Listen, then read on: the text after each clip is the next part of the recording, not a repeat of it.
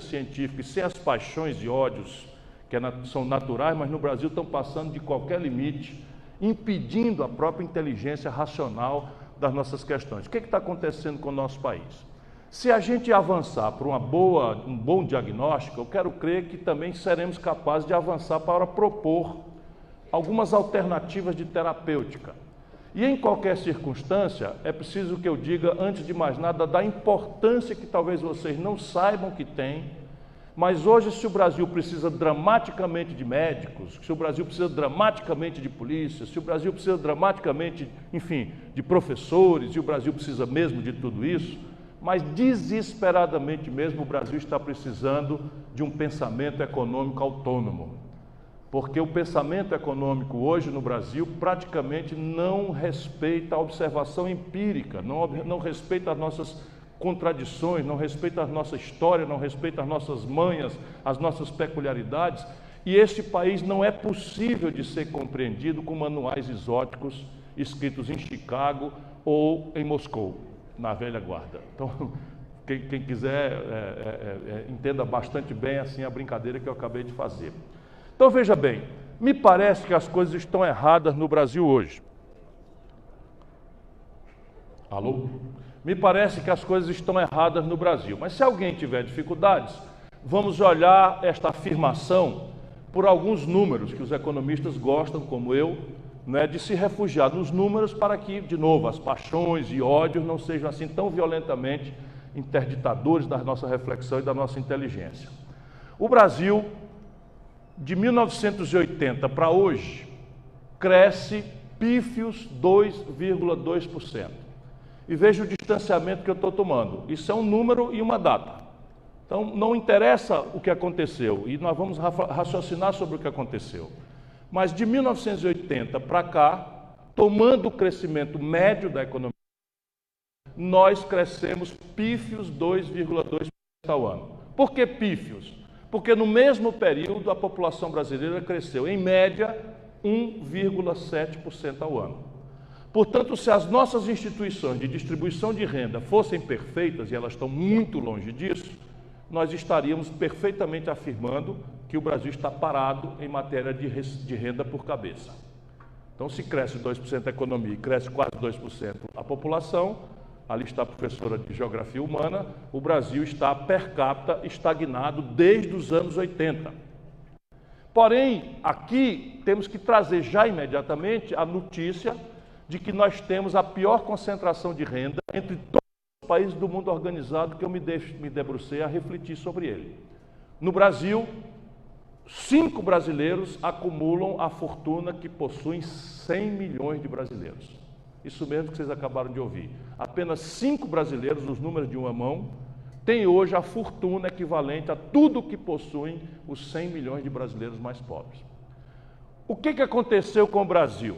Entre 1945, fim da Segunda Guerra Mundial, que é um corte histórico, e 1980, quando essa estagnação começa, o Brasil crescia a taxas superiores a 10%, 12% ao ano. Éramos um país cujo céu, desenhado com o Cruzeiro do Sul, era o mesmo, o território, banhado a sangue em alguns lugares, como o Acre e o Rio Grande do Sul, que lutaram e morreram para ser Brasil, ou esta Bahia, né, de Todos os Santos, que fundou a nacionalidade brasileira, nós somos a mesma terra. O nosso povo mestiço, discriminado, caótico, anárquico, generoso, maravilhoso, enfim, é o mesmo. O que aconteceu? Isto é que é a reflexão que nós precisamos fazer. O que aconteceu, penso eu, para a gente chegar no diagnóstico correto, é que o Brasil tinha um projeto nacional de desenvolvimento, do ano 45 ao ano 80, podemos e devemos criticá-lo, analisá-lo, gostar dele, não gostar dele, mas sobre o critério que eu estou adotando aqui, crescimento da economia, o Brasil mostrou que não tem defeito genético como nação. É muito importante que o jovem brasileiro, hoje deprimido por essa onda de tragédias que estão acontecendo, o discurso aqui é o corte das universidades, isso é só o começo, as universidades vão colapsar no Brasil, e nós vamos já entender isso rapidamente. Não é só as universidades, não. A Constituição de 88 está em xeque por uma série de coisas bastante práticas. Pois bem, Se a gente é a mesma, o céu é o mesmo, o chão é o mesmo, e o país crescia 12%, quando nós éramos muito mais precários em matéria de infraestrutura, em matéria de inteligência, em matéria de rede de universidade, pesquisa, não crescemos, é preciso entender. E é preciso entender fora da caixinha do pensamento conservador que nos domina nesses anos todos.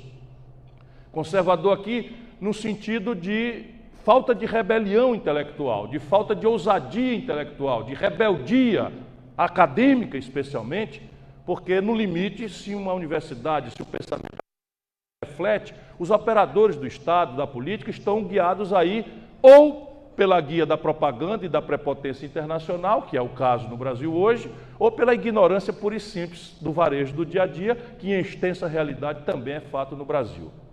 Ora, como é que o Brasil era no ano 80? No ano 80, a produção industrial do Brasil equivalia à soma da produção industrial da China, de Singapura, da Malásia, do Vietnã e da Coreia do Sul. E ainda sobrava um tanto. Vocês são muito jovens, mas o ano 80 é ontem. Sob o ponto de vista dos lapsos históricos, nós estamos falando de ontem. No ano 80, o Brasil tinha uma indústria muito mais volumosa do que a China. Do PIB brasileiro, em um ano 80, 30% era indústria. Por que eu tomo a indústria como paradigma? Porque a indústria é o sintoma de agregação de valor. É desta relação, claramente desafiada hoje pela pós-indústria, mas não é o caso ainda do Brasil, que paga os melhores salários, que recupera os impostos, que faz agregação de valor para sustentar as contas do Brasil com o exterior, nas trocas internacionais, enfim. Pois bem, no Brasil era o 1% do comércio do mundo em 1980, com 140 milhões de habitantes. Naquele ano de 80, a China, que já tinha 800 milhões de habitantes, representava os mesmos 1% do comércio exterior do mundo. Hoje o Brasil representa 1% do comércio do mundo e a China já representa mais de 12% do comércio do mundo. O que aconteceu? Vamos entender isso. As oportunidades e riscos, as crises cíclicas do capitalismo global valeram para todos. As expansões de liquidez internacional, a folga do crédito, os ciclos de preço do petróleo, como oportunidades e ameaças, valeram para todos. Por que a China vai embora, a Coreia do Sul vai embora, não é? Esses outros países chamados de tigres asiáticos vão embora e o Brasil atola? Entender isso é a pista do que nós precisamos como terapêutica para o futuro. Me parece, para discutirmos, que isso aconteceu pelo positivo, porque o Brasil, naquela data, conseguiu impor via revolucionária, a Revolução de 30, um conjunto de valores que transcendem a economia, vão, por exemplo, à fundação do Brasil moderno, o direito de voto das mulheres, o voto secreto, o fim do bico de pena, como o voto sem segredo, uma série de coisas. Mas ali se adotou no Brasil uma espécie tropicalizada de keynesianismo, porque é uma espécie tropicalizada, em que nós resolvemos, estrategicamente, em cima do nada, transformar o Brasil de uma economia rural de subsistência para o povo e de uma economia oligárquica, assentada na monocultura do café lá para baixo, da cana-de-açúcar aqui para cima, com manchas de cacau nessa região, de boi ali pela outra região, ou minério por outra região, mas os excedentes brasileiros, basicamente relevantes para exportação, era o café e a cana-de-açúcar. Nessa data, quando o Revolucionário de 30 afirma que nós vamos ser um país industrial. Qual é a indústria que o Brasil optou por produzir? Não pense que eu estou fazendo história, eu estou falando de hoje e do desafio do futuro. Essa raiz, nós não vamos superar as perplexidades teóricas que nós estamos vivenciando hoje. Aí ficamos assistindo essa tragédia, pelo menos do meu ponto de vista, que o Brasil hoje está constrangido a viver. A indústria que o Brasil ia experimentar era aquela que já revelava do mercado interno. E a tática era substituir importações. Óbvio, se eu estou comprando do estrangeiro 1 milhão de pás, picaretas, enxadas e foices, que no Brasil eram artesanais, é claro que existe mercado no Brasil para a fábrica, para a indústria metalmecânica de enxadas, pás e foices, com capacidade de produzir 2 milhões, porque 1 milhão sacia a demanda interna e o outro 1 milhão será um excedente exportável, através do qual o Brasil vai enriquecer. Então fizemos um mapa, tudo que a gente comprava do estrangeiro, por aí nós tentaríamos fazer nascer uma indústria nacional brasileira. Primeira contradição que vale para hoje, dramaticamente, talvez como mais grave do que nunca. O Brasil não tinha dinheiro para pagar essa estratégia. Por quê? Porque nós somos, desde então e hoje dramaticamente, um país com baixíssimo nível de formação bruta de capital doméstico. Todos aqui são economistas, mas nós estamos na internet. O Brasil é um país que poupa muito pouco. Portanto, não sobra, os leigos precisam acompanhar a nossa conversa, não sobram recursos para o investimento. Então, este ano, por exemplo, o Brasil está com menos de 14% do PIB de taxa interna de poupança. Se vocês lembrarem quanto custa rolar a dívida pública, que está ficando em 11%, 12%, você vê aí claramente que não resta poupança nenhuma para dizer de onde vem o dinheiro para financiar qualquer estratégia de desenvolvimento ou qualquer infraestrutura ou qualquer investimento. A propósito, o Brasil hoje está com o menor investimento público desde a Segunda Guerra Mundial, números oficiais. Então, não tendo dinheiro, e o desafio político complexo, contraditório de então e hoje mais grave ainda, é entender que não existe precedente internacional de sustentabilidade do desenvolvimento de nenhuma nação cuja premissa seja o dinheiro dos outros. O que paga desenvolvimento é o dinheiro que se faz em casa, pelo menos sustentado no tempo. E o nível de formação bruta de capital de uma nação, ou seja, a construção do nível de poupança de um país, não é, meus companheiros, minhas companheiras, estudantes de economia, consequência fatalista das forças do acaso, da gravidade. Seja a Terra plana ou esférica, não importa. Agora a gente tem que respeitar a diversidade, né? Não, saiu no jornal que 11% dos brasileiros acreditam que a Terra não é plana. Me deu vontade de chorar em casa, né? Mas eu vim lutar aqui com... Então veja, não importa se eu considero que a Terra é plana ou esférica, não existe essa história que guia, por exemplo, a política econômica do Guedes atualmente, como guia dos últimos 30 anos no Brasil, a ideia de que nós vamos fazer aí o Manual do Bom Moço Internacional, e ao praticar esse Manual do Bom Moço Internacional, desregulamentar, privatizar, aviltar o trabalho, etc, etc, etc, etc, nós vamos ser salvos da nossa falta de dinheiro pela inversão estrangeira de capital. Nunca houve isso na história da humanidade. Simples assim como eu estou dizendo, e quando a gente fala nunca, a gente corre um risco intelectual muito grave. Alguém pode dizer assim, opa, tem, sei lá, o Timbuktu que conseguiu. Então, eu posso até ser que alguém me diga que o Timbuktu fez, mas eu até agora, mesmo o Timbuktu, eu já procurei, não é verdade, não acontece. Então, o nível de formação bruta de capital não é consequência fatalista do acaso, é consequência de arranjos institucionais que a política faz ou deixa de fazer. E olha aqui a perversão que é a negação da política, que hoje praticamente domina o imaginário no Brasil, especialmente entre os jovens. Então, a política, que é a única fórmula humana, não existe um algoritmo, um supercomputador que faça isso, é a única fórmula através da qual os países desenham suas instituições na direção de um consumismo hedonista, como é o caso brasileiro, insustentável, ou na direção de uma quadra de formação bruta de capital elevado para financiar a sua estratégia de desenvolvimento. Então veja, lá atrás fazia muito sentido, porque o Brasil tomou créditos no estrangeiro na época em que o capital financeiro não tinha personalidade eletrônica, o smart money em que se transformou. Eu andei pesquisando nesse período que eu passei na Universidade dos Estados Unidos, o Brasil contratou por 3 décadas dinheiro de dívida com 3 anos de carência, 12 anos médios para pagar em prestações e juro anual de 3% ao ano. Então pensaram do tempo, moleza, eu tomo dinheiro barato e longo prazo desse jeito, abro uma Petróleo-Brás, que o capital privado jamais faria, por falta, primeiro, de poupança nacional, depois por inconfiança, por desconfiança. Todos os relatórios diziam que a Petrobras, que o Brasil não tinha petróleo, tanto da extinta União Soviética quanto dos Estados Unidos. Todos os relatórios negavam que existisse petróleo no Brasil.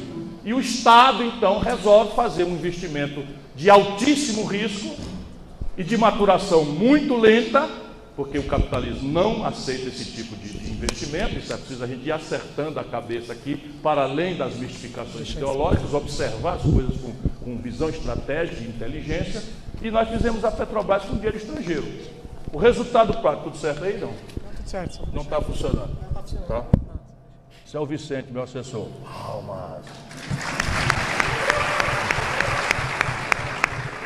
Muito tímido. Bom, e a outra perna do velho modelo nacional desenvolvimentista, muito bem intencionada, era, ao definir qual indústria, nós estávamos tomando uma tática. Qual era a tática? Nós não íamos apostar no desenvolvimento de uma tecnologia industrial brasileira. Nós íamos imitar a tecnologia dos outros, que já existia, saímos atrasados, e como os ciclos tecnológicos se sucediam com grande lentidão, a gente passava 8, 10 anos atrasados, imitava, replicava o domínio tecnológico daquela data e ficávamos contemporâneos do mais avançado estado da arte, do up-to-date tecnológico do mundo, por 10, 15, 20 anos, porque os ciclos tecnológicos daquela data se sucediam com grande paciência e não tinham tão grave centralidade como tomaram na decisão de consumo de bens e serviços modernamente. Esse modelo funcionou. Ele produziu para o objetivo a que se propunha a 15ª economia industrial do planeta. Porém, ele, por imprevidência num certo lado, e porque as variáveis externas mudaram de forma dramática, ele morreu. Ele morreu, simbolicamente, no ano 80, que é quando muda gravemente a história do Brasil. Morreu de quê? De morte morrida e de morte matada.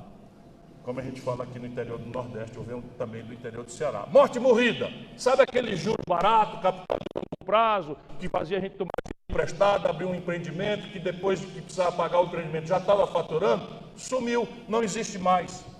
O dinheiro agora é meio eletrônico, impulsionado por garotos da idade de vocês, sentados atrás de uma tela de cristal líquido em Wall Street, arbitrando com o apoio de algoritmos ganhos especulativos de curtíssimo prazo worldwide, ou seja, abre a tela 24 horas por 365 dias, aparece na tela quanto é que está rendendo um título de um banco da Malásia, com qual prazo, com qual liquidez, com qual tipo de garantia, ou um título da Venezuela. E o garoto aperta Ctrl Alt 7 tal Enter, transfere 3 bilhões, viram aí o Enter, né? Não está do lado certo? Aí transfere 3 bilhões de dólares do balanço de pagamentos do Peru, e com isso o balanço de pagamentos do Peru quebra. O que acontece nos anos 80? Todos os países do mundo que assentaram suas estratégias de desenvolvimento no fluxo internacional de capital, todos quebraram. E o Brasil quebrou, que apartou as bandas. Tragédia política, lá como hoje. Não tínhamos democracia. Quando aconteceu esse fenômeno, estávamos ainda nos escombros de uma ditadura. E aí deu-se o seguinte: os responsáveis pela ditadura propunham que nós, brasileiros, ouvíssemos as razões relativas da tragédia, da queda, da inflação, etc. E nós nem escuta a zoada da mutuca, porque nós, na oposição, não queríamos racionalizar nada. E acho que naquela data estávamos certos, mas produzimos um tipo de atitude política, uma geração, nós estamos falando do ano 80, é ontem, uma geração de políticos descomprometida com a reflexão estratégica sobre as coisas da economia. Nós queríamos redemocratizar o país, não queríamos dourar a pílula da ditadura e só respondíamos ao seguinte: isso é problema da ditadura, devolva a democracia que nós resolvemos o problema. E aí, para nós termos o consenso, nós aviltamos ao nível mínimo a ideia de Brasil. Por quê? Porque se a gente juntasse Miguel Arraes, Antônio Carlos Magalhães, né, num certo momento rompe com a ditadura, vem João Amazônia do PCdoB, Leonel Brizola do meu partido, Luiz Carlos Prestes, que volta do exílio do Partido Comunista Brasileiro, Teotônio Vilela, usineiro de Alagoas, que rompe com o regime e também vem para a redemocratização. Se a gente, nessa reunião, abrisse uma discussão sobre o papel do Estado na economia, essa reunião acabava em tapa e a segunda não acontecia. Então nós fomos buscando o consenso mínimo. Qual era o consenso mínimo? Era o temário institucional da redemocratização. Anistia, eleição direta, constituinte livre, soberana e democrática. E aí, juventude brasileira, nós ganhamos todas. Nossa geração, a minha geração, eu tenho 61 anos, nós acreditamos no milagre da política. Não é porque nós somos ingênuos e queremos convencer as pessoas por corporativismo de que a política é o tchan. A política é muito chata, muito contraditória, mas a nossa geração ganhou todas, contra inimigos que pareciam invencíveis. Portanto, se empoderem, porque o que está faltando hoje é ideia, exemplo e militância. Na época nós tínhamos ideia, exemplo e militância. E ganhamos todas. Só que ao ganharmos todas, o problema era mais embaixo. Anistia, constituinte, tudo ganhamos, não resolvia o problema. O fim, a exaustão do velho modelo nacional desenvolvimentista, ao modo como que dependia de dois fatores que sumiram. O dinheiro arisco, agora, e a aceleração dramática da sofisticação tecnológica, que o Brasil perdeu o passo. Então agora não adiantava mais a gente sair atrasado e ter um carro antigo, não adiantava mais a gente sair atrasado em microeletrônica, porque de repente inventaram o celular e a gente ainda estava atrás de substituir o transistor, substituir a válvula por transistor na eletroeletrônica. Dançamos feio. E o resultado prático é que a democracia vem e a inflação vem como consequência da falta do desenho estratégico novo. Tragédia particular brasileira, o Tancredo Neves, que conhecia, porque ajudou a montar o velho modelo, e sabia o que tinha que ser feito para superar a sua exaustão, morre na véspera da posse.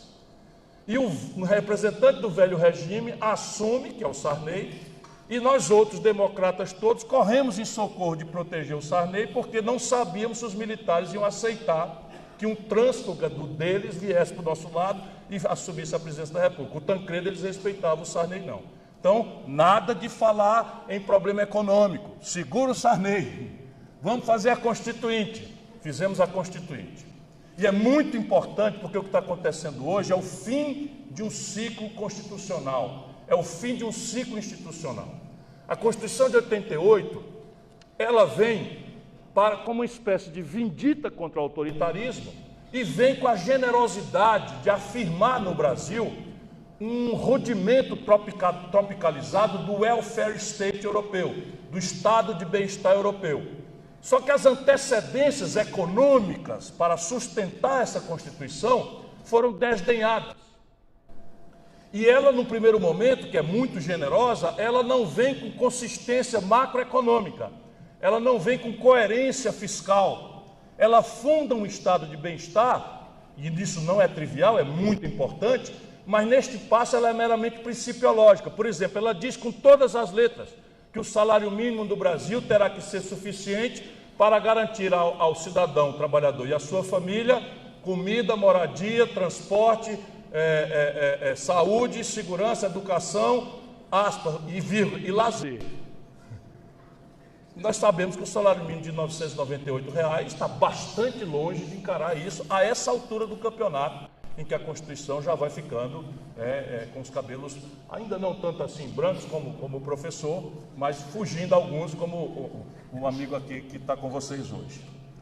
Houston, we have a problem. Agora o problema é inflação altíssima. E a inflação, em todo o manual de economia do mundo que vocês leem, e, portanto, na experiência histórica do mundo, a inflação é uma doença da moeda. E, como tal, ela praticamente contra si estabelece consensos muito aceleradamente ao se instalar. Ou são sequenciadas rupturas institucionais, Hitler na Alemanha, ou são imediatamente trocados os regimes, ou a transação do poder. Mas a inflação fere nos manuais de economia e na realidade do planeta Terra todo mundo.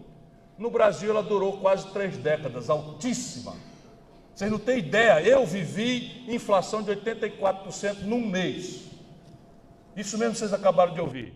Sabe essa inflação pelo IPC que está em 3,5% ao ano? Já aconteceu no nosso país anteontem, da inflação ser 84% num único mês. Mas inflação de 20% ao mês era moderada no Brasil. E por que durou tanto tempo? Aí começam as perversões atípicas que exigem um pensamento rebelde. É que no Brasil a inflação não era uma doença da moeda, como está nos manuais. No Brasil, a inflação era um tributo absolutamente selvagem, regressivo e não autorizado, e era um meio de ganhar dinheiro para quem ainda tivesse excedente financeiro. Por quê? Porque nós inventamos aqui, somente aqui, indexadores da dívida pública, que girava em termo diário. Então, se eu era assalariado, eu transacionava em cruzeiro, em cruzado, em real, depois. Mas se eu não era assalariado, se eu tinha excedente financeiro, minha reserva de valor, o dinheiro, minha fortuna, estava preservada em LFT, BTN, não sei o que e tal, que eram moedas indexadas diariamente, e que quanto maior a inflação, melhor para o portador dela. Quer ver? Veja a minha experiência de governador, se era ou não era um tributo. Eu assumo o governo do Ceará com 32 anos de idade, sou até hoje o mais jovem governador da história do Brasil, e briga muita. Meu antecessor fez muita coisa séria e causou grandes problemas lá, de boa fé, com o funcionalismo público. Eu cheguei e criei um coletivo de negociação permanente. Inflação de 20% ao mês. Aí eu digo para os servidores todos, olha, vamos acabar com a briga, daqui para frente vocês não vão mais brigar, não vão mais fazer greve. Eu não sou patrão de ninguém, eu sou só o gerente do estabelecimento. E não tem mais valia. Eu não vou explorar trabalho de ninguém, porque aqui o que eu quero é fazer um bom governo. E é o que vocês querem também. Então vai ser assim, trimestralmente eu reajusto, e a conversa de inflação não precisa sindicato nenhum trabalhar. Eu dou a inflação 100% e nós vamos discutir periódica e ciclicamente reajustes reais acima da inflação, porque eu quero melhorar professores e saúde do começo, depois outras categorias e tal. Passei o governo inteiro sem um dia de greve. Agora vejam como era cruel. A minha principal despesa estava indexada trimestralmente, que era a folha de pagamento dos servidores. E eu criei, por lei, uma conta única, hospedada por lei num banco público, e virei imediatamente o maior correntista do Ceará, o governo do estado do Ceará. Fui ao gerente do banco, e era tão volumoso que se precisasse eu ia ao presidente, vinha tomar café comigo do banco, e eu dizia para ele, agora você vai me dar 100% da CDI. O que é isso? Eu indexei a receita do estado do Ceará diariamente. Então o Ceará, todo o dinheirinho que entrava, era corrigido por dia. E a minha principal despesa só corrigia de 3 em 3 meses. Se não fosse a minha sólida convicção ideológica, que dia que eu queria que a inflação acabasse? Simplesmente virou a maior receita, a receita financeira do Ceará. Isso hoje está do mesmo jeito, só que agora não é mais inflação, é juro patrocinado pelo Banco Central. Por isso que eu estou fazendo digressão, que parece história, eu estou explicando para vocês a raiz do drama contemporâneo brasileiro e a necessidade de um olhar autônomo, de um pensamento crítico que entenda por detrás das molecagens, não é, aquilo que está acontecendo de fato no Brasil, a pretexto de Chicago, a pretexto de Adam Smith, que está se fazendo muita macunaíma na economia brasileira. Embora a lógica seja sempre a mesma, espoliar o mundo do trabalho, a classe média e produzir uma sociedade de rentistas, que é hoje a mais exorbitante do mundo. 5 brasileiros acumulam a fortuna de 100 milhões de nacionais. Aí vem o Plano Real, que eu ajudei a fazer. Não deixa eu me apaixonar pelo auditório, não. Você que é o moderador, vai me avisando aí se eu passei da conta. O Plano Real, o que era? Era um novo projeto. Entendeu bem o Plano Real que o Brasil precisa consertar uma equação de elevação da formação bruta de capital, que tinha que responder agora de qual era o perfil produtivo e qual era o esforço tecnológico para nos suprir daquelas 2 pernas que quebraram? Nada disso. O Plano Real era uma coisa muito séria, muito bem intencionada, mas muito precária. Porque, mal comparando, para a gente falar para quem não é economista, como eu não sou, o Plano Real era uma espécie, repito sempre, de antipirético. Sabe como é? A gente tem febre. Quando a gente tem febre, qualquer de nós sabe que a febre não é em si uma doença. A febre é um sinal que o corpo manda para o nosso cérebro para nos avisar que tem um processo infeccioso acontecendo. No caso brasileiro, nós tínhamos um processo infeccioso grave, que era o desmonte da estrutura do nacional-desenvolvimentismo, era um problema de modelo, de estrutura. Nós tínhamos um problema hiperinflacionário, que era a febre, e que contra ela não havia consenso, porque muitos poderosos ganhavam dinheiro com ela, seja por um tributo indireto, como eu demonstrei no meu caso, seja porque criou-se uma classe de rentistas, de uma burguesia viciada na especulação financeira, que tinha o poder real, como detém hoje ainda mais dramaticamente do que nunca, o poder real no Brasil. E isso então nos trouxe até o tempo presente. O Plano Real consegue um efeito estratégico contra a febre, que a intenção originária eu estava lá, ajudando a pensar, ajudando a realizar, fui ministro da Fazenda, tem minha assinatura no Real. E eu sei o que eu estou falando. Daí para diante, eu que era o garoto prodígio da política brasileira, passei a denunciar isso, virei o novo Collor numa certa época, e agora tem uma história de velho coronel, porque não sei o que e tal, porque eu conto a verdade para as pessoas com essa simplicidade, porque elas são assim simples mesmo. Então o que acontece? O Fernando Henrique, que estava encarregado, que ganhou a eleição pela extraordinária proeza que o Itamar Franco produziu, pouco de vocês vão lembrar, mas quem fez o Real não foi o Fernando Henrique, foi o Itamar Franco. Mas houve uma massiva propaganda, de maneira que quem ficou de pai do Real foi o Fernando Henrique, se elege presidente da República quando não se elegeria deputado federal em São Paulo. Pelo milagre, pela proeza. Por que é um milagre e uma proeza? Porque se era um tributo e era um mecanismo de transferência de renda de quem trabalha e produz para a classe rentista, na hora que eu paro isso, eu transfiro, ou eu dou um stop, eu dou uma suspensão abrupta nesses mecanismos de transferência de renda. E isso, então, melhora a capacidade imediata de renda da população. E ela, desconfiada de que aquilo é só para ganhar a eleição, com razão, vai no dia seguinte explosivamente ao consumo. E o país está com a sua estrutura produtiva se deteriorando por conta da debacle do nacional-desenvolvimentismo. Resultado prático, o Fernando Henrique, que tinha ficado encarregado de, depois que o doente parasse a febre, levar o doente para a cirurgia, resolveu levar para o baile funk. E aí o que acontece? Quebra o país. E vamos entender porque esse é o drama contemporâneo brasileiro. Quebra o país como? Explode o consumo, manipulando a taxa de câmbio, já nós conversamos um pouco mais detalhadamente sobre isso, e o fim da inflação. O povo fica feliz porque melhorou abruptamente, miraculosamente de renda, o consumo explode e a base produtiva do país está se deteriorando. Não há produção para corresponder àquele salto de consumo abrupto, porque isso, no mínimo, demanda tempo para maturar o investimento. E, no caso, o juro alto não permite o investimento e a manipulação do câmbio destrói a competitividade sistêmica da economia. O resultado prático, nós apresentamos um enorme rombo do Brasil com o estrangeiro na importação de manufaturados. Quando as commodities, que são normais, se vocês olharem na pesquisa de vocês, as commodities, os produtos tradicionais, elas oscilam ciclicamente no mundo de preço. Então, comida, minério de ferro, petróleo, vai e volta sempre. Então, quando há um pico de alta no preço das commodities, a gente tem dólar de fora que mais ou menos equilibra o balanço de pagamentos e a gente atravessa. Só que, pelas tantas, o ciclo de commodities vai cumprir seu itinerário e desce. Aí você está com o padrão de importação lá em cima e não tem o dólar aqui. Se apresenta um buraco nas transações estratégicas do país, nas transações correntes do país com o estrangeiro, e isso quebra o país. Foi o que aconteceu com o Fernando Henrique. Faz a festa, a farra do consumismo hedonista no primeiro momento, introduz a reeleição, se reelege e no dia seguinte, em janeiro, o dólar que estava R$1 por dólar explode para R$4 por dólar. Como é? Então vamos parar aqui um pouquinho e vamos falar sobre dólar. O nosso povo não entende, porque não deixam ele entender. Mas nós precisamos ajudar o nosso povo a entender, especialmente o estudante de economia.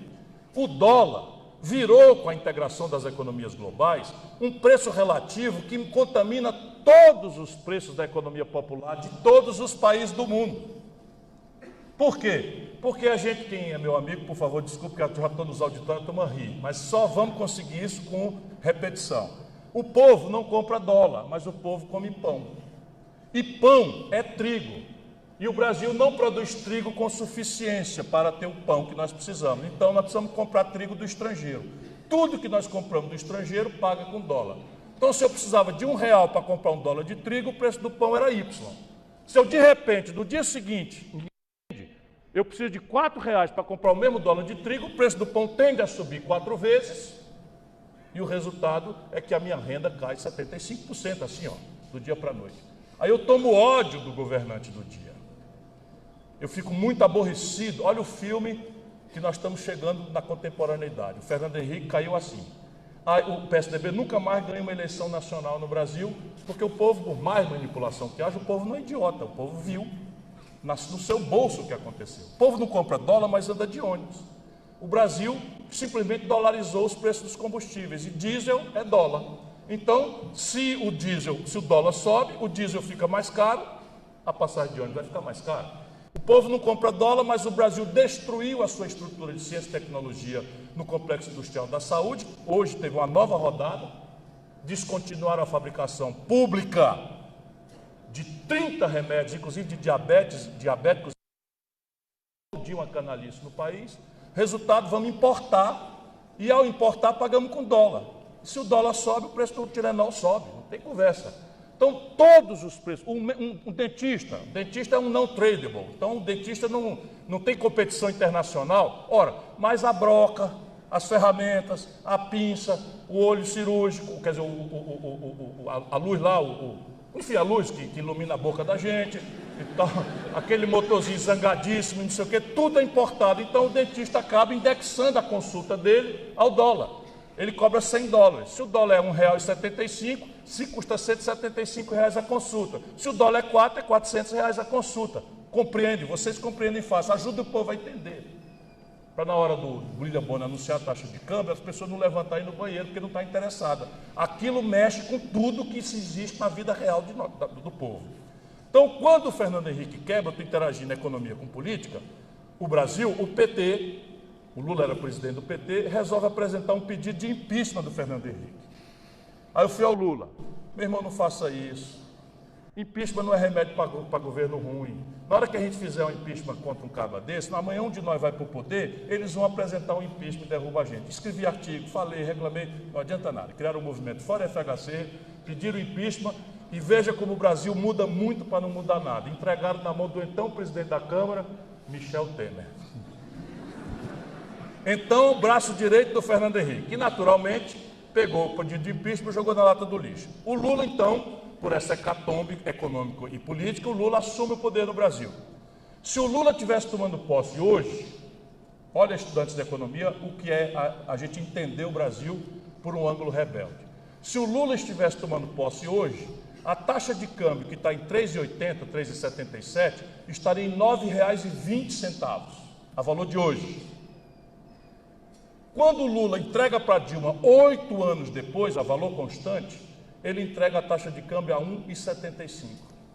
O que é na prática? É o caminho inverso do que eu falei. Se o real desvaloriza, você empobrece. Se o real se valoriza praticamente 4 vezes, a capacidade de consumo, a renda relativa, o que eu ganho versus o que eu posso comprar, aumenta. Então o Lula promove praticamente em números grossos a multiplicação por 4 da capacidade de consumo da população brasileira. E aí vira rei, vira ídolo, vira, não é? Como a gente sabe que é muito endeusado por muita gente, etc, etc. E passou da conta, porque se o câmbio vai de 9,20 para 1,75, não tem indústria que sobreviva. Por quê? Porque é muito mais barato você comprar da França, da Alemanha, dos Estados Unidos, da China, do que produzir no Brasil.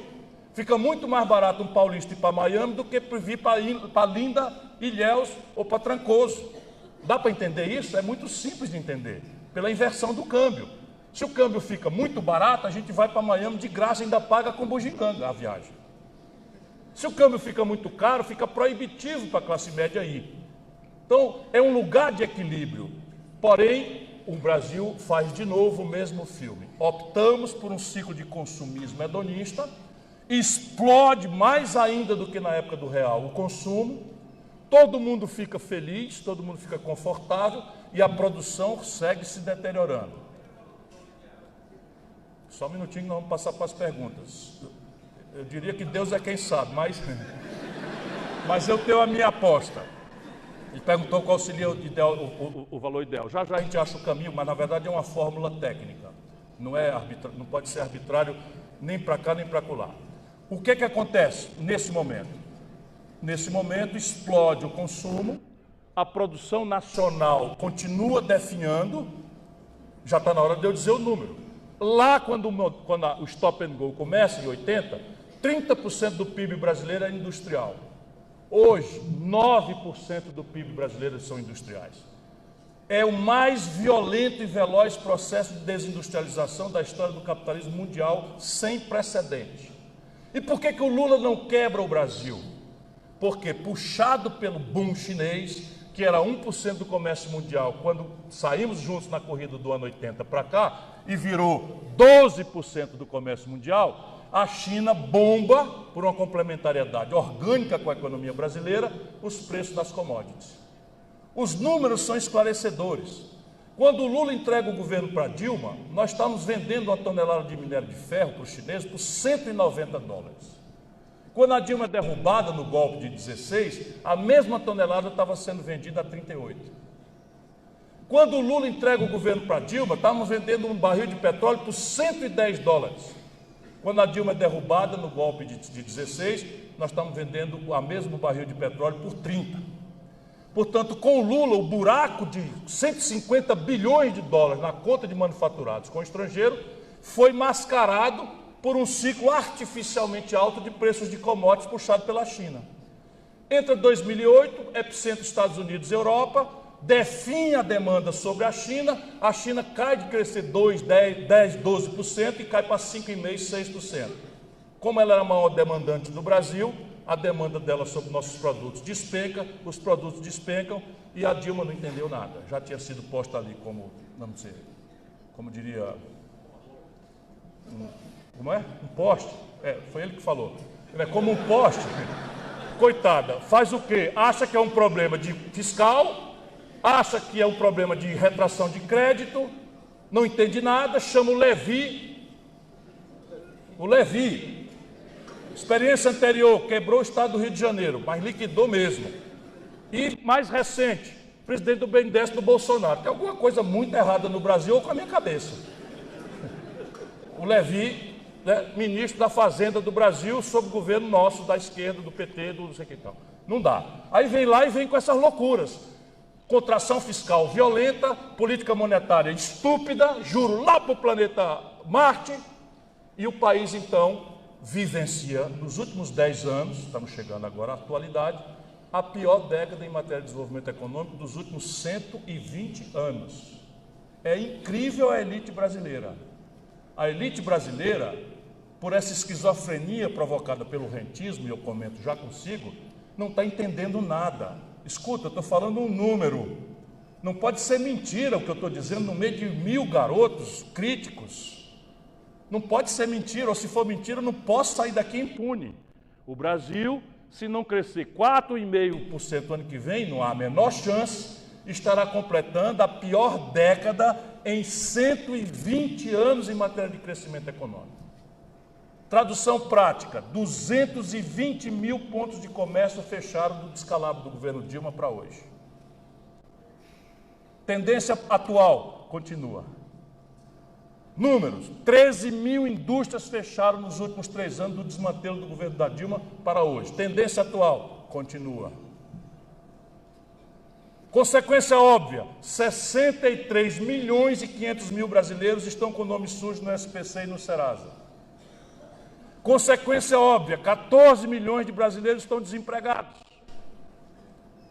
Consequência óbvia, 32 milhões de brasileiros estão na antessala de desemprego, que é a subutilização.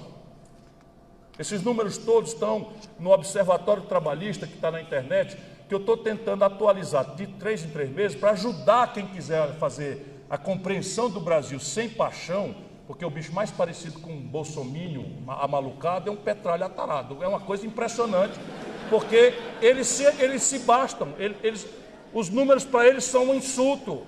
Eu sou agredido todo dia porque falo em números. De repente eu tenho que ter vergonha de ter me preparado para falar para vocês hoje, acordar mais cedo, estudar as coisas, entrar aqui lendo se aconteceu alguma novidade e tal, para não chegar aqui e alguém fazer uma pergunta. Agora virou uma vergonha no Brasil. E eu não estou falando, a única vez que eu estou falando de política é agora, mas eu estou falando para isso, porque a gente precisa, não é concordar comigo, ou esses números que eu estou dizendo são verdadeiros ou não são. E eles dramaticamente são verdadeiros. E aí nós chegamos então ao fim do diagnóstico. Se esse diagnóstico está correto, a mim me parece que eu posso ser telegráfico na terapêutica. Por isso que eu gasto mais tempo no diagnóstico do que na oferta de uma hipótese de alternativa. Ora, se o diagnóstico está correto, o Brasil tem que recelebrar a ideia de projeto nacional de desenvolvimento. Cada palavra dessa quer dizer um conjunto de coisas e de conflitos potenciais na sociedade e, portanto, na política. Projeto.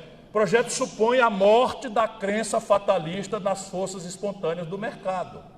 Para quê? Para banir o mercado, para satanizar o mercado, para desconsiderar a importância do mercado, para implantar o comunismo, que é a grande merda que eu estou falando hoje e tal. Não.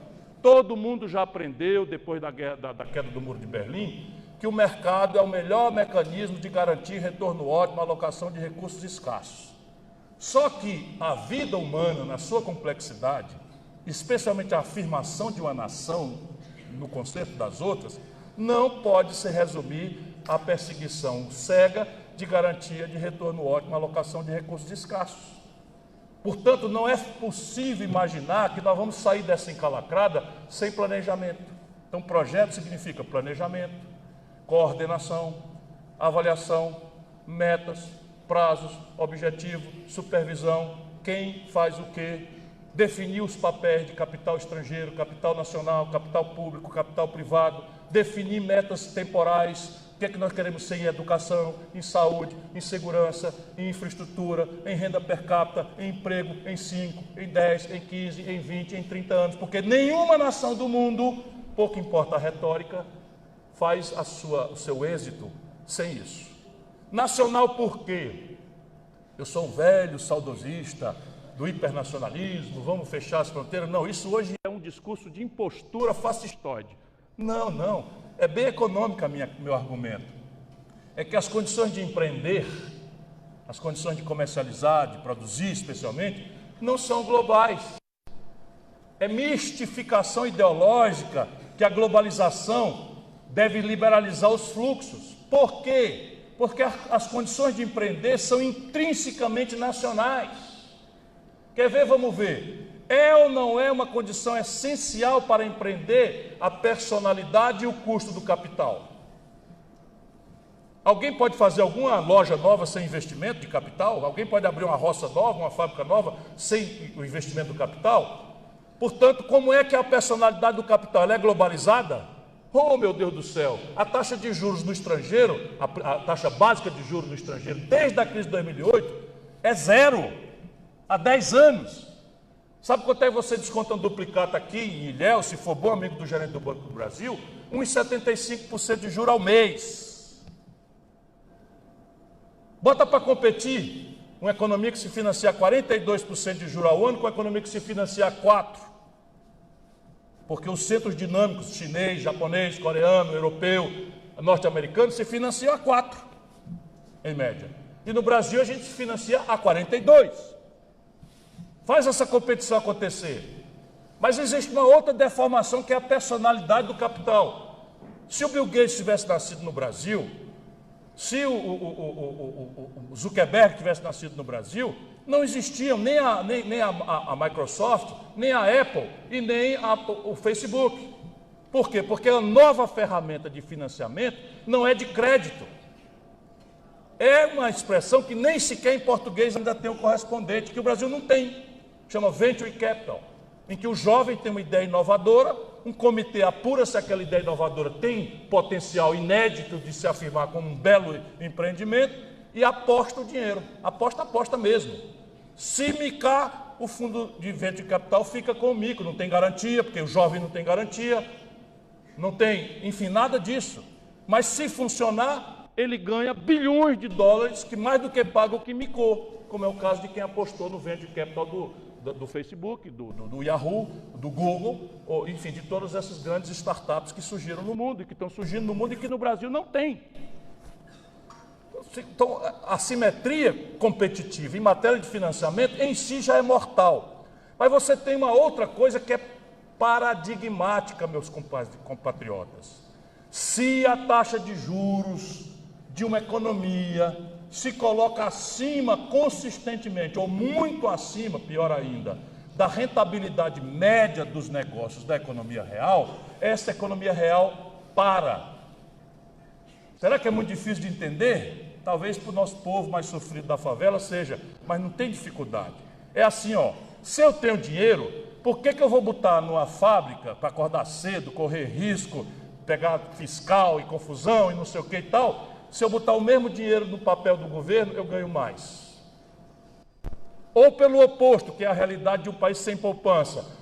Como é que eu posso pedir dinheiro emprestado num banco para botar num negócio, empregar gente, que no fim vai me dar um lucro menor do que eu tenho que pagar para o banco? Precisa ser Nobel da Economia para entender essa baboseira? Pois isto acontecendo no Brasil há 30 anos. Esta aberração da taxa de juros consistentemente ser administrada pelo governo acima da rentabilidade média dos negócios da economia real, vive no Brasil há 30 anos. Nós somos uma nação extraordinária. Isso aqui já era para ter pegado fogo há muito tempo. Isso aí é a primeira assimetria. A segunda, da balela da globalização.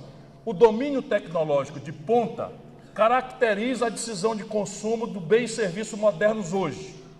Simples de entender, ninguém aqui mais faz um texto em máquina de escrever. A senhora vai bem? Família, tudo em paz? Depois vamos tirar uma chapa, fazer uma foto nós dois? Hein? Então, é só para acordar uma pessoa que estava dormindo ali, fazer uma risadinha. Brincadeira. Então veja, o domínio tecnológico, ninguém mais faz um texto em máquina de escrever. Por quê? Porque ninguém mais, é inconsciente isso, ninguém mais faz a opção por um bem ou serviço de retardo tecnológico. A nossa opção é pela ponta. Nessa sala, eu garanto que tem mais celular do que gente. 100% dos celulares, eu trouxe 2. Então, eu garanto por mim, né? E tu sabe que numa palestra, o cabo disse assim, eu não tenho não, ó. Eu disse, meu irmão, eu quero um autógrafo, porque eu invejo a pessoa que anda sem celular. No dia eu vou chegar, vou conseguir isso. Todos os celulares são importados. Todos os celulares importados. E não é trivial, toda a química fina do Brasil é importada, toda a eletroeletrônica é importada, 80% de um carro montado na Bahia vem do estrangeiro, sob o ponto de vista do valor embarcado, que é a mecatrônica, que é a informática embarcada, as suspensões inteligentes, etc. Tudo vem de fora. Resultado, se a assimetria competitiva é essa, não existe competição aberta, globalizada, entre ponta e retardo tecnológico. E a distribuição de tecnologia crescentemente travada por terríveis legislações de propriedade intelectual do Brasil, das piores do mundo, do ponto de vista do entreguismo, nós estamos perdidos, não tem essa competição. E por fim, escala, companheiros, jovens economistas, qual é a agenda conservadora do empresariado brasileiro hoje? Reforma trabalhista, reforma previdenciária, reforma tributária. O que é isso? Eles percebem que a competição está impossível, conservam esquizofrenicamente a cunha monetária, que é o juro, porque perdem na empresa e ganham na pessoa física, e querem, do poder político, estressar os outros custos incidentes da competitividade. O custo do trabalho, salário e encargos previdenciários, e o custo tributário. Pois vamos para a Sulanca de Caruaru. Por aí afora as pessoas não sabem onde é, mas aqui nós estamos mais ou menos perto. Vamos para a Sulanca de Caruaru. Ali é um cluster, ou um arranjo produtivo local, ou uma esculhambação geral, onde todo mundo produz jeans. Como é que se produz jeans na Sulanca de Caruaru? Trabalho infantil, mulheres trabalhando 18 horas por dia, puxando overlock, não tem imposto nenhum, não tem carteira assinada nenhuma, não tem cargo previdenciário nenhum, e por essa mistura de escala com juro barato, uma calça jeans chinesa chega em Caruaru mais barato do que custa produzir a mesma calça jeans neste lugar onde a agenda estúpida do empresariado maluco, que está morrendo e não percebe, trabalha contra seus próprios interesses. Por quê? Escala. O que é que significa a escala? Redução dramática dos custos relativos e redução dramática da lucratividade por unidade de bem ou serviço, a fração de centavo. Porque eu compro os meus insumos em tal quantidade, que é tudo mais barato, e vendo em tal quantidade que basta eu ganhar meio centavo. E o Brasil tem 7 em cada 10 empregos oriundos de pequena empresa, que por definição opera em pequena escala. Agora junta as 3 e vamos aceitar a mitologia do meu amigo Paulo Guedes, que foi a mesma mitologia do Levi, que foi a mesma mitologia do Meirelles, porque é uma prostração acadêmica, uma prostração intelectual e ideológica. Nós vamos estabelecer que o Brasil vai competir com o mundo. Agora o acordo do Mercosul, é a mesma coisa, gravíssima. E, por favor, não entenda que eu defendo qualquer restrição ao livre comércio. O buraco é bem mais embaixo. E aqui que está o desafio da gente ser original. Então, nós vamos botar o Brasil, que tem pequena escala, está estrangulado no financiamento e tem um retardo tecnológico extenso para competir desintermediadamente. E aqui embaixo, quem está arbitrando essa competição é um consumidor que foi alimentado pelo compre, compre, compre da massiva propaganda da televisão, do cinema, do americano, etc., etc., para entender que ser feliz não é mais a insurgência revolucionária, a paixão romântica, a poesia, né, tomar uma cachaça olhando a lua linda que está aí com violão na praia de Itapuã, etc. Não é não. Agora ser feliz é quanto de uma expectativa de consumo eu dou conta de praticar com a renda apertada que eu tenho. No ambiente de classe média, o sofrimento é muito grande, mas imagina isso explodindo na cabeça de um garoto da periferia, para quem o símbolo de êxito social é portar um smartphone, que para além do WhatsApp possa ver um filme do YouTube, e que não tem dinheiro para isso. Esta é a explicação da violência, não é pobreza que gera violência, é a desespiritualização, são os políticos produzindo uma massa de consumidores e não de cidadãos, e a assimetria brutal na condição de produzir este padrão que virou o elemento simbólico da felicidade humana. Isso é a tragédia da humanidade contemporânea. Isso é um capítulo de um livro que está pronto aí, que está saindo, eu estou adiantando um pouquinho para vocês. Tem saída? Óbvio, se o diagnóstico for correto, vamos lá. O Brasil precisa de um projeto nacional por causa disso, e de desenvolvimento por quê? Porque se nós não crescermos acima do ganho de produtividade e acima do crescimento demográfico, não há como responder aos 1.700.000 jovens que no fluxo chegam por ano ao mercado de trabalho. E resposta para o estoque de 14 milhões de desempregados e 32 milhões de informalidade, esqueça. Isso numa hora em que a lógica do emprego no mundo está mudando dramaticamente, em que o Harari fala, esse autor da Universidade de Londres, fala que está se produzindo uma geração de inúteis. Não é bem o caso do Brasil ainda, porque nós temos uma infraestrutura por fazer, temos uma série de coisas importantes na área industrial ainda por fazer, com potenciais claros de fazimento, portanto temos um tempo ainda para tratar desse assunto, ainda pelos nossos meios. E como é que vai sair esse Projeto Nacional de Desenvolvimento? Primeira grande tarefa é entrarmos numa dinâmica de elevação da formação bruta de capital doméstico. Como eu lhes disse, aqui trata-se de como nós desenhamos as instituições tributária, previdenciária, o mercado de capitais, por tudo que eu já expliquei, eu vou ser mais telegráfico, o mercado de capitais e especialmente como se financia a inovação. São providências. E aí, por exemplo, sistema tributário, vai já, reforma a Previdência. Tem um problema? Claro que tem. Nós somos a única candidatura dos últimos 13, da eleição dos 13 candidatos que apresentou uma proposta, com os custos, com tudo. Só que existe um jeito e outro jeito e outro jeito e outro jeito de fazer reforma. Sabe qual foi a opção deles? Colide claramente com o que tem que ser feito. Por quê? Porque, sob o ponto de vista fiscal, escolher o caminho de maturação longa, portanto, o efeito fiscal desta reforma no curto prazo, quer dizer, 3, 4, 5 anos, é zero. Estruturalmente, não resolve nada o problema. E, sob o ponto de vista de ativação econômica, eles estão falando em emprego, ela é contracionista.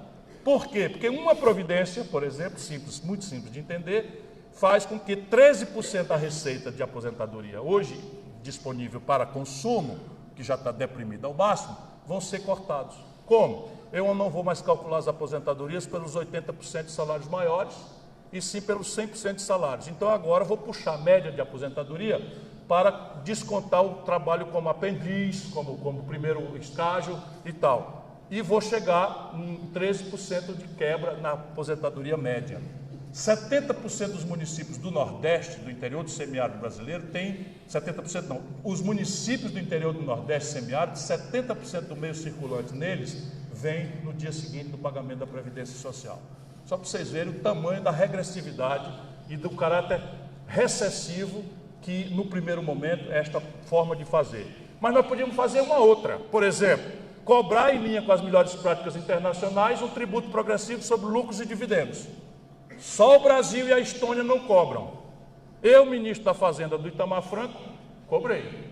Fernando Henrique revoga, Lula mantém sem cobrar, Dilma mantém sem cobrar, Temer mantém sem cobrar, evidentemente Bolsonaro não cobra. O mundo inteiro cobra. O tributo sobre heranças no mundo rico, as grandes heranças, esqueça a classe média, é de 40%. No Brasil é 4%. No Ceará nós puxamos para o teto da Constituição, é 8%. Mas é ridículo. Essa imensa fazenda chamada Brasil, do agronegócio mais egoísta, né, do mundo, essa imensa fazenda recolhe R$1 bilhão por ano de imposto territorial rural. Só para vocês terem ideia, de IPTU a classe média paga R$20 bilhões. Toda motocicleta, carrinho, Fusca que vocês conseguirem comprar, paga IPVA. No Brasil, helicóptero, jatinho, lancha, iate, jet ski, não paga IPVA. Percebe que há caminhos para resolver o problema, o que me dá muita esperança. Agora é uma guerra política. Enquanto a gente ficar replicando aqui embaixo a lógica da opressão, a lógica do barão, vai ser assim. Sabe onde é que pesa a reforma da Previdência? 83 de cada R$100 de quem ganha até R$2.000 de salário. E aí qual é a tragédia? É uma tragédia George Orwelliana, porque os ricos não estão nem aí. A classe média faz tempo que está procurando um plano de previdência privada e o povão não entende o nosso argumento. E o governo paga o ratinho para dizer que a reforma é boa, então o Brasil vai se acabar. Então é uma tragédia se a gente não conseguir criar uma corrente de opinião na classe média, nos estudantes. Por que eu estou falando? Não é para agradar vocês, o Brasil precisa desesperadamente de vocês. Agora, o que é ainda mais esse projeto? Ele tem que partir do momento presente e eu concluo. 4 motores que podem ativar a economia do Brasil estão estrangulados. E nós não estamos olhando para nenhum deles. Primeiro motor, 60% do PIB brasileiro, como demonstrado em 1000 eventos, crescem puxados pelo consumo da família. Então, 60% da razão de crescer do Brasil é encontrado no consumo das famílias. Hoje, 14 milhões de desempregados, 32 milhões de informalidade e 63 milhões e 500 mil pessoas com crédito constrangido. É evidente que o emprego vem depois da reativação, mas a gente pode atuar no crédito.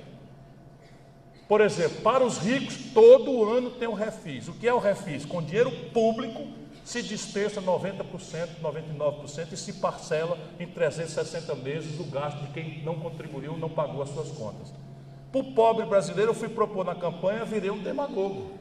Você fazer uma reestruturação do passivo das famílias via crédito privado, apenas trocando, obtendo um desconto em cima dos abusos, multa, juro, correção monetária. São 63 milhões e 500 mil. Muitos estão aqui nessa sala. Cada um se sentindo o pior dos homens, a pior das mulheres, como se fosse problema seu. Não é. É problema macroeconômico. O que a nossa esquerda, Fernando Henrique, para cá fez? Permitiu, sem precedentes na história do capitalismo mundial, que 5 bancos concentrassem 85% de todas as transações financeiras no nosso país. E eles se cartelizaram. E hoje é um mecanismo de escravidão. Simplesmente essa massa de inadimplentes, todo dia corre uma fração dela para se acertar, para poder entrar num plano de saúde que exige não sei o que. Ele vai lá e faz um esforço e paga com casca e tudo, passa 2, 3 meses sem o nome sujo e vai jogando o jogo. E eles então fizeram disso um negócio, sem contestação. Segundo, o investimento empresarial. 2 questões, uma ancestral que vem depois e a outra para agora, que o mercado não sabe fazer. Primeira questão ancestral. Hoje a indústria brasileira, que está se acabando, está com 75% apenas de sua capacidade instalada ocupada. Falta capacidade ociosa de 25%. Pergunta simples, ninguém precisa ser economista. Quando é que vai ter investimento num país em que o investimento instalado tem ociosidade de 25%? Será que é difícil de entender isso? Então fica esse papo furado, faz a reforma trabalhista que vai dar certo, faz a reforma da Previdência que vai dar certo, faz não sei o que vai dar certo. Tudo mentira. Tudo mentira, porque não há investimento se você tem a capacidade instalada ociosa em 25%.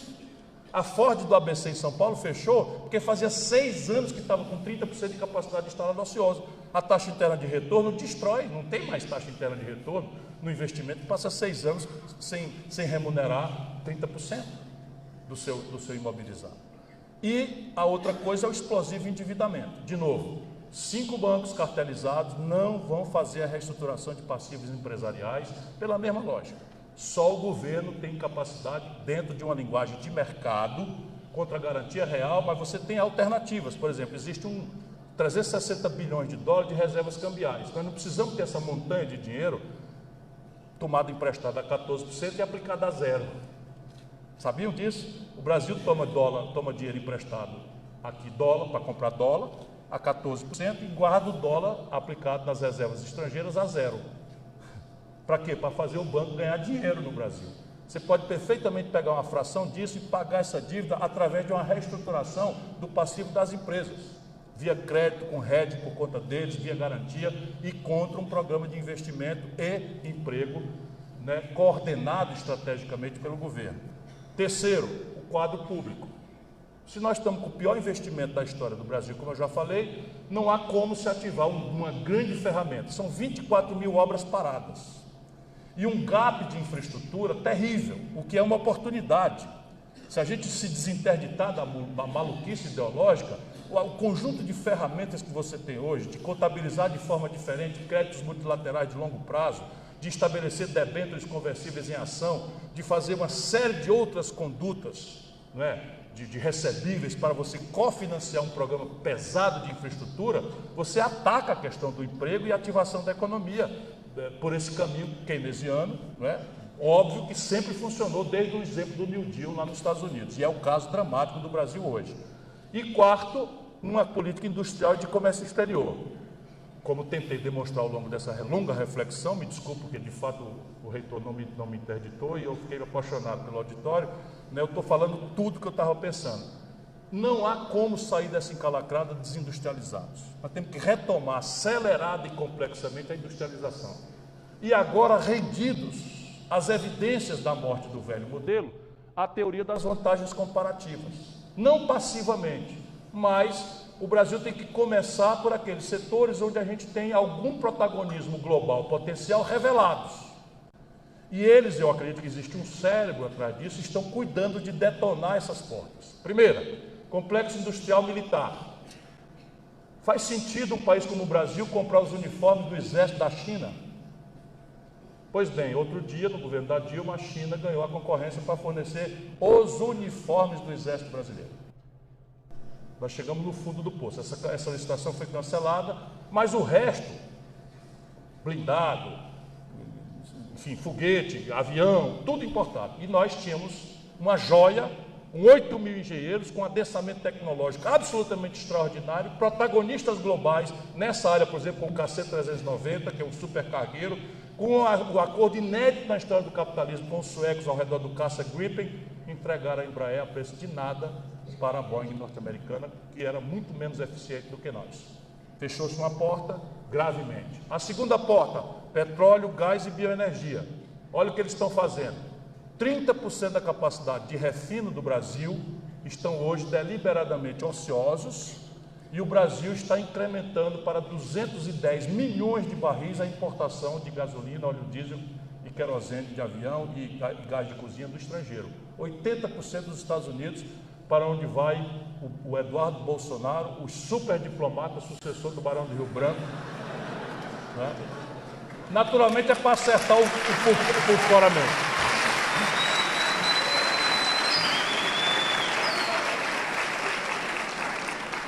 Complexo industrial da saúde, como eu falei, hoje fecharam mais 30 remédios.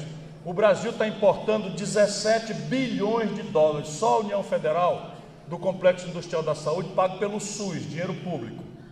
E você, com o status de economia e desenvolvimento na OMC, você pode, especialmente em saúde, fazer até quebra de patente, que no caso não é necessário, 80% disso está com patente vencida, e germinar uma indústria da saúde em qualquer lugar do país, porque a compra governamental é um dirigismo legal sob o ponto de vista das organizações comerciais. O Bolsonaro foi aos Estados Unidos e o Trump disse a ele que o Brasil precisava abrir mão do status de nação em desenvolvimento da OMC, e ele disse sim, senhor, sem nem saber o que diabo é isso, nem os efeitos trágicos. É outra porta que vai fechar se nós aceitarmos. E por fim, o complexo industrial do agronegócio. O Brasil tem a agricultura e a pecuária mais agressivamente competitivas do mundo e está importando do estrangeiro fertilizante, defensiva agrícola. 239 agrotóxicos foram licenciados nos últimos 6 meses, 42 princípios ativos banidos da Europa. Vocês veem, nós estamos só fechando coisas no Brasil e comprando do estrangeiro. Ou seja, por vocês percebam, desculpa eu ter me estendido muito, o Brasil tem um grave problema. Ele não é de Chico, Manel ou Rita, é um problema estrutural, de concepção, de modelo, mas no Brasil, ao contrário da maioria esmagadora das nações periféricas de desenvolvimento retardatário, o Brasil tem tudo para virar o jogo. Depende de vocês. Muito obrigado a todos.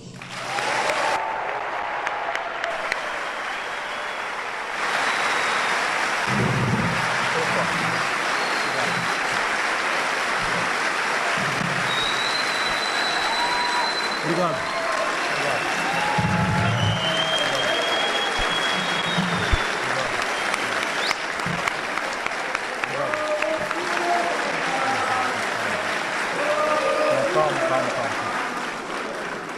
Calma. Falei demais, quanto tempo eu falei? Me apaixonei por todo mundo.